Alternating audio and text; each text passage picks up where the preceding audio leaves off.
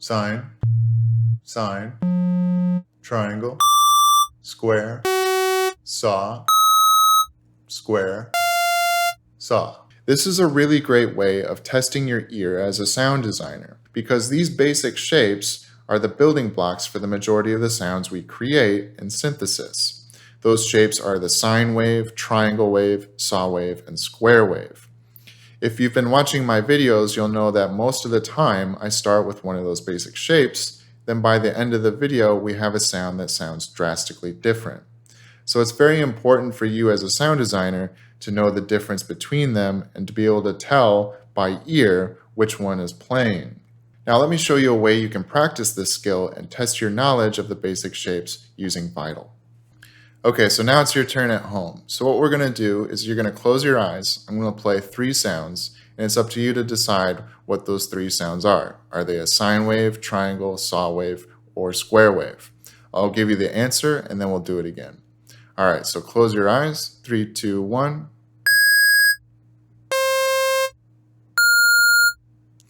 Now, if you guess square, saw, square, you are correct. Let's do it again. Close your eyes.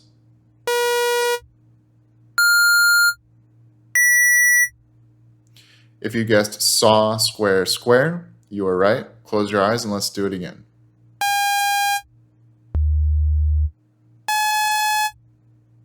If you guessed saw, sine, saw, you are correct. So if you got any of those wrong, or if you were just struggling with that, I highly recommend setting up this preset as a way of practicing.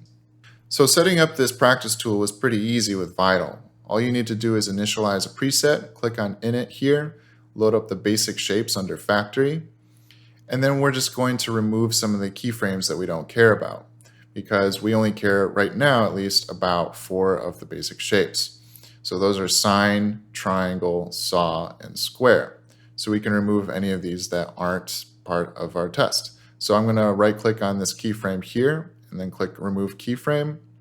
For some reason we have 2 square wave keyframes, so I'm going to remove one of them, and then we can remove these pulses here.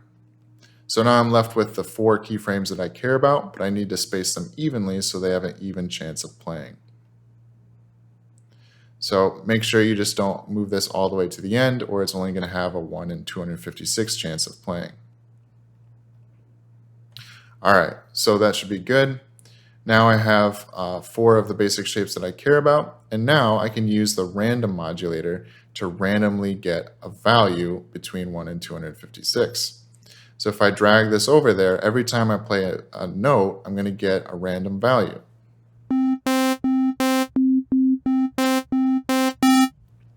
Now, if this is all a bit too challenging for me, telling the difference between these 4, I could limit it to just 2 of them. So in order to do that, I could reduce this modulation here from 256, let's say, to 128. If I cut it in half, now I'm only challenging myself to differentiate between the 2 first keyframes here, so the sine wave and the triangle wave. Then if you're struggling with the difference between a saw wave and a square wave, we could right click on the slider here and go up to 128. And then it's only testing my ability to differentiate between saw waves and square waves. So anyways, that's another way you can limit this. But let's say we want to make it a little bit more challenging. Well, right now it's only playing 1 note. We could randomize the pitch with the same technique that we use to randomize the position of the wavetable. So if I drag the random modulator over to coarse pitch here, now we'll get a random value in between 0 and 48. So the pitch could be 48 semitones above the note that I play. So I'm going to increase this a little bit. I'm going to increase this to 60. And then let's say I want to control the amount of that randomness because I don't want it all at once. Well, we can gradually kick in that randomness by using a macro here. So what I'm going to do is assign this macro over to the amount of random pitch. So this little modulation here, I just drag it over to that. And now at 0, I'll get 0 randomness in the pitch. And at 100%, I'll get anywhere from 0 to 60 semitones above the note that I play. Now, some of those are getting pretty high. So what I'm going to do is also turn down the coarse pitch if I'm increasing that randomness. So I'm going to drag this over to coarse pitch. And then instead of going above the note, it's going to go below. So let's do -24, 2 octaves below the starting pitch.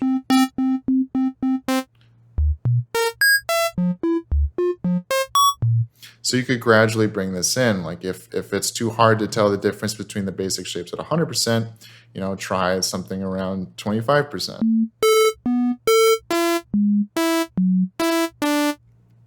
So that's a couple different ways you could toggle the difficulty of this challenge. So anyways, I hope this is useful for you. Let's take a look at another way we can train your ears using Vital. 1, 3, 2, 2, 3, 6, 5, 7. Okay, so now it's your turn at home. The game is to guess the number of the partial that's playing. I have a sine wave in oscillator 1, and then I have one of its harmonics playing in oscillator 2. And this could be any harmonic between the first and 8th partial. So close your eyes. I'm going to play 3 different sounds and see if you can guess the number of the partial for each. I'll give you the answer, and then we'll do it again. All right, so close your eyes. 3, 2, 1.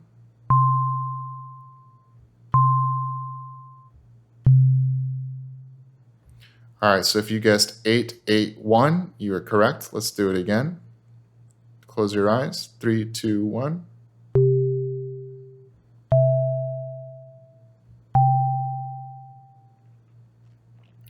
All right, so if you guessed 3, 5, 6, you are correct. Let's do it one more time.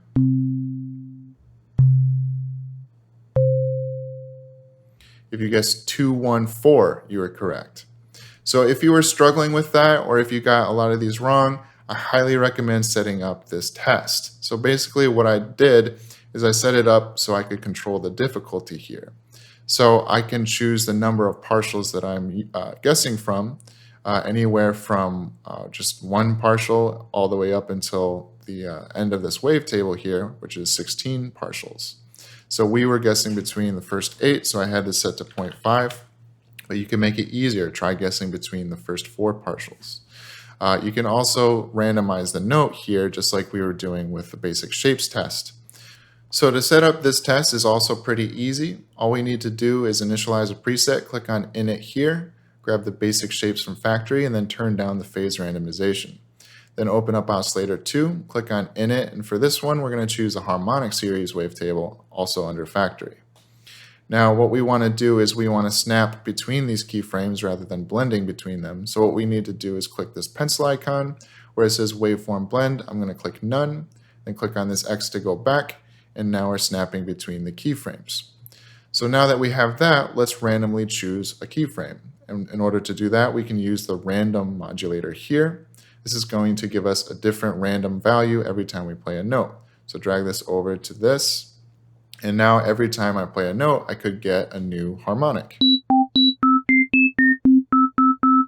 So right now it's choosing any harmonic between the fundamental and the 16th harmonic.